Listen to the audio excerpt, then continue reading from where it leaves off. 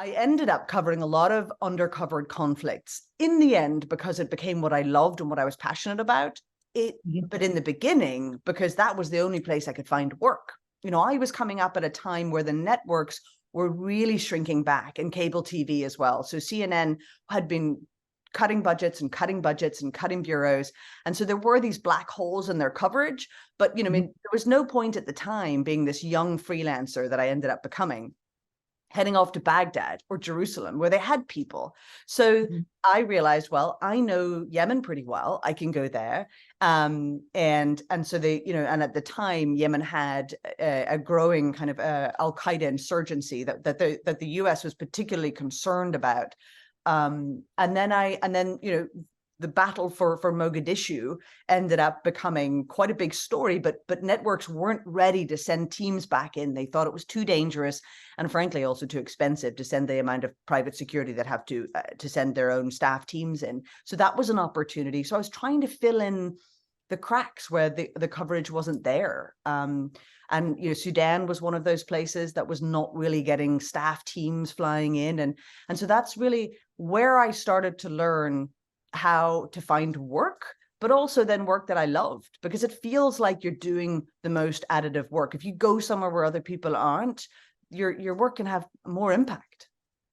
And it's also, they weren't there because it was so dangerous. So you were taking the biggest risks. And I would like you to describe the risk in Syria, which I think was one of the first real maker of your career. Yes. Syria.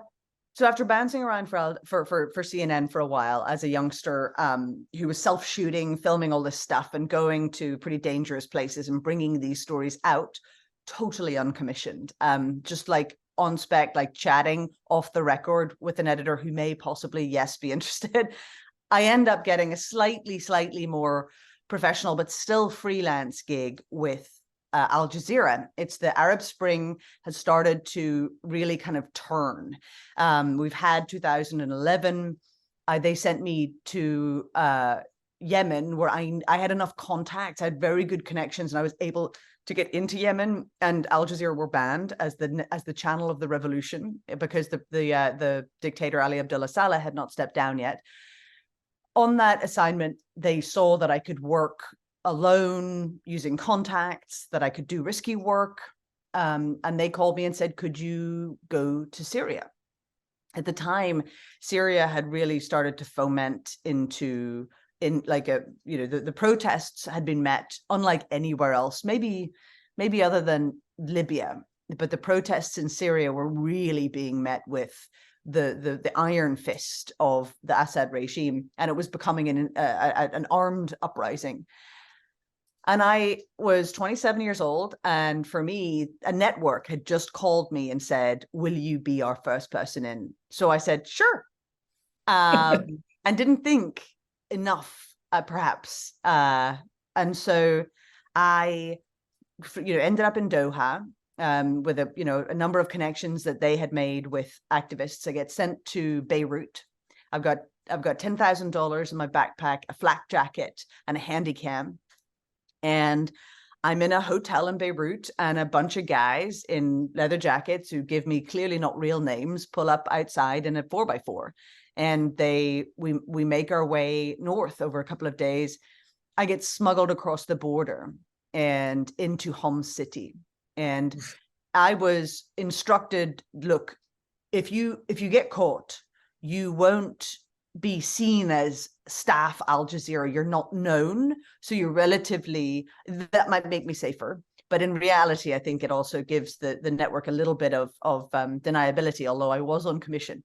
And I go in and I'm smuggled in. And I think for the first time, certainly I know for the first time in my career, I realized that I've probably bitten off a lot more than I can chew, and that this is extraordinarily dangerous, and that the regime in Syria is not like the regime in Yemen. And also that these rebels and activists have probably exaggerated the extent of their control of this neighborhood. They did have, and I understand that they had to do what they did, but they had a sort of nihilistic outlook. and I get smuggled in there. And I get to the, they tell me when I get across the border into Syria that the way they're going to get me into the city is to just drive me in a truck and hope we don't get pulled over.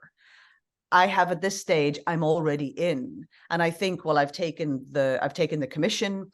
These guys have already risked their lives and spent days getting me in here. I can't turn back. I would be too ashamed.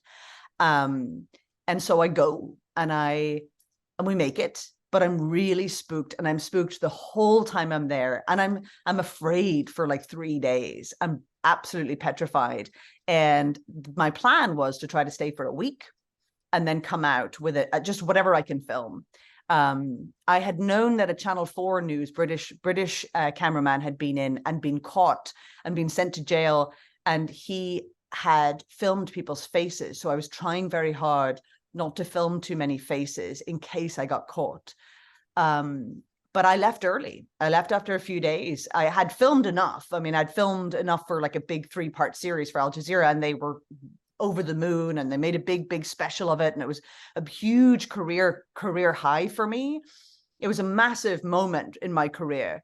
But I mean, I scooped a lot of the networks here. I was this nobody kid who'd gone in, but I scared the life out of myself. And Yeah. Coming out, the whole thing was just a Hail Mary plan of security. Coming out, we got stopped at the border, right in the middle of nowhere in the dark by some armed men that I still don't know who they were, but they didn't recognize me as a foreigner, and took, I think they nicked the vehicle. But like, it was one of those moments where I recognized that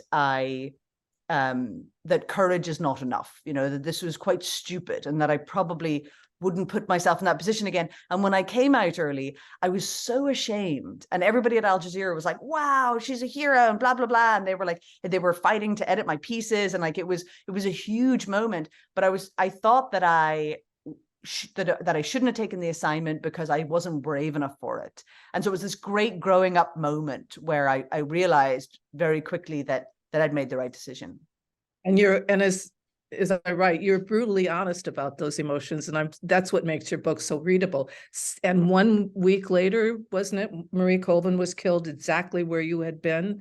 Exactly, the same building, the same activists. So your instincts were right. My instincts were totally right. And I had thought fear was just something to be overcome all the time, But I think that a lot of that shame, like talking about that sense of shame, it's something that we very rarely talk about in TV, is the idea that the reality is, and I always felt uncomfortable, and I wanted to write about this in the book, I've always felt a little uncomfortable with people lionizing us as though we are aid workers, or, the reality is, and it's a very uncomfortable truth, is that we walk a tightrope between purpose and ambition.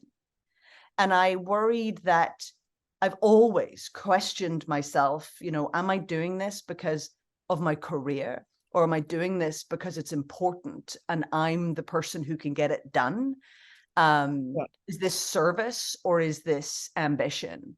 And I think that becomes more and more an important question to ask yourself the bigger your career gets, the more you grow in broadcasting.